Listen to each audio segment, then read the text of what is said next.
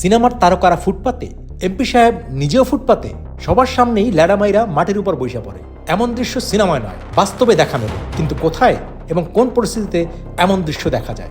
আপনি খামাকে একটা গরিব মানুষের কিলিকে প্রেশার কিট করতেছে, সবাই জানেন না ওই ইচ্ছা করে মেরেছে। আমি ইচ্ছা করে মেরেছে দেখে আপনি গলায় পাড়াতে 20,000 লই নেবেন, এটা তো হইতে পারে না। টেকার করে কথা বোঝায় না। আর যখন রুটে বেরিয়ে যায় তখন মনে করেন যে ওরা রাজাবাসা প্লেন চালায়। সাবধান, ওরা তো জীবন সাবধান হইব না। ওকে সর্বনিম্ন মামলা করা দরকার, ওকে গাড়ির 5,000 টাকা করে, তারপরে যদি ওরা সাবধানে থাকে, নিলে সাবধানে থাকবো না। এইখানে বিখ্যাত হলো যে এই দেশে সব মন্ত্রী মিনিস্টার নায়ক নায়িকা সবাই এখানে আসে। বিখ্যাত বলতে কিছু নেই, সবাই আসে কাজ কাজে। হ্যাঁ, সবসময় দেখা হয়। রিয়াজ ভাইয়ের সাথে দেখা হয়, খুব মিস করি। উনি অনেক আগে একবার ওনার ক্লুজের গাড়ির কাজ করছিলাম, মাঝে মাঝে এসে সময় দিত, আমাদের সাথে অনেক ছবি টবি উঠাইছে। এখন ওইসব গাড়ি নেই, এখন তো সব টিমিও সব পাতলা বটের গাড়ি। ওইসব গাড়ি তো নাবানা 2 লেসি সুপার জিএল এইসব গাড়ির কাজ বেশি আসতো। আর গাড়ি আসতো অনেক, গাড়ি ভরে ভরে ব্যাগডালা ভরে লাইট নিয়ে আসতো। তা আমরা এমনও দিন গেছে 2 দিন 3 দিন বাসাও যেতে পারিনি এই কাজের প্রেশারে। একসাথে 20টা 50টা 100টা লাইটও পাইছি। ওয়ালটন এসি এক্সচেঞ্জ অফারে এখন যে কোনো ব্র্যান্ডের পুরাতন এসি বদলে নতুন ওয়ালটন এসিতে উপভোগ করুন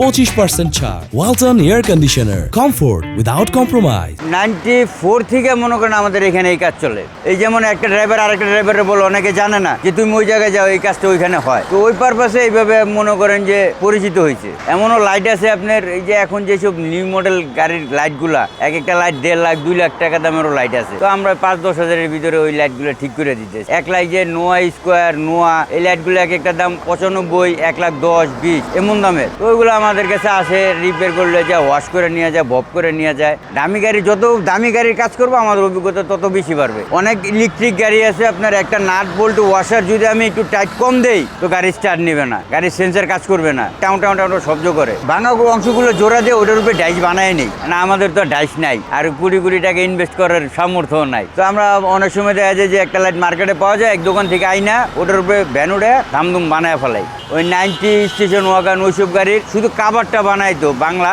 তারপরে টেম্পার থাকতো না, ঘোলা হয়ে যেত মাস 2 পরে। তো আমাদেরটা ঘোলা হয় না বললে ভুল হবে, তো 2-4-5 বছর লাগে। কিছুদিন আগে কানাডা একজোড়া লাইট পাঠিয়েছে, আমি আপনার লাইটের ছবিটা দেখাইতে পারি।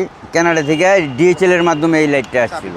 এটা হচ্ছে আপনার সেলিকা গাড়ির ব্যাকলাইট, রেড কালার ছিল, হোয়াইট কালার করছি। বাম্পার ভাঙা, লুকিং গ্লাস ভাঙা, কাভার লাগবে, ব্যাকলাইট ভাঙা, গাড়িতে সোজা ফকলাইট নাই। তো এটাকে কাটিং করে একটা ফকলাইট মডিফিকেশন করে বসাবে। তখন ওই ক্ষেত্রে আমরা ওইটাকে কাটিং করে সুন্দর করে বসাই দেয়, উনি একটু রং করে নেয়, তাহলে আর বোঝা যায় না যেটা অরিজিনালি মনে হয়। প্লাগ ইঞ্জিনিয়ার বলতো, ডাক্তার বলে, মিস্ত্রি বলে, উস্তাদ বলে, যে যেভাবে এটাকে শান্তি পায়। পরিচিত কাস্টমার খুব কমই আসে এখন। আর আমরা ওইভাবে কাজ করিও না যে একটা কাস্টমার ঘন আমরা চাই না একটা কাস্টমার ডেলি একটা লাইট নিয়ে আসুক, অন্য কাজ নিয়ে আসুক, কিন্তু ওই কাজ নিয়ে না আসুক। গাড়ির ব্যাকলাইটটা আর হেডলাইটটাই ভাঙে বেশি, ব্যাকলাইটটা বেশি ভাঙে। এটা পিছনে ওই যে অটো রিক্সা, সিএনজি, বাস ওরা মারিয়ে দেয়। আপনার 10টা কাস্টমারের ভিতরে আলে 6টা কাস্টমার মনে করেন অটো রিক্সালাই আহে। হ্যাঁ, সপ্তাহে 2-4টা আসে এরকম অটো রিক্সালার সহ নিয়ে আহে, লাইট কিনে দাও। অনেক সময় কি সিনজালা অটোলারা ভেঙে ফেলাইলে দেখা গেছে ভাঙছে বানানো লাইট। তো ওরা বলতেছে এটা আমার জাপানি লাইট ছিল, 20,000 টাকাতে কিনে দেবো এমন ফ্যান। আমাদের কাছে যদি আইসা পড়ে যেত না, আমি এটা লাইট বানাই না লাইট রিক্সালারে কি কমু। ওরা তো মনে করেন যে যতক্ষণ রোডে চলে বাসা, একটা 4 দোকানে গেলে দেখা যায় ওগো যে পাওয়ার কত, ওগো যে কি ইনকাম ভাই, কত গজেন বলে ওই টাইমে।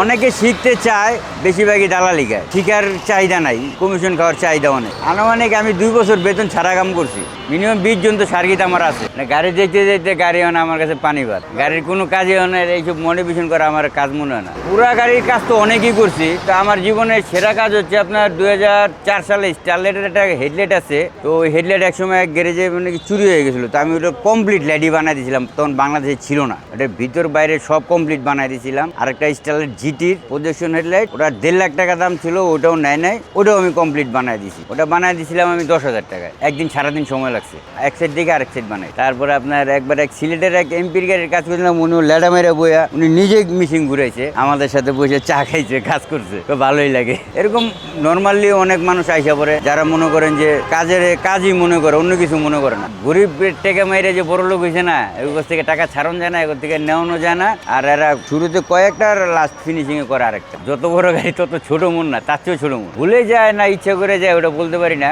আমি একটা কাজ করতেছি, কাজ শেষ, আরেকটা কাজ ধরছি, তো ওই গ্যাপে উনি গাড়ি টানতে চলে গেছে। অনেক ড্রাইভাররা জায়গা নেশা করছে, আর কিছু বলা যাবে না দিকে না। এরকম অনেক কাস্টমার ছিল আমার, অনেক খুশি হয়েছে বলতে কি, যে দেখা গেছে একটা নাটক লাগাইলে 1500-2000 টাকা দিয়ে যেত।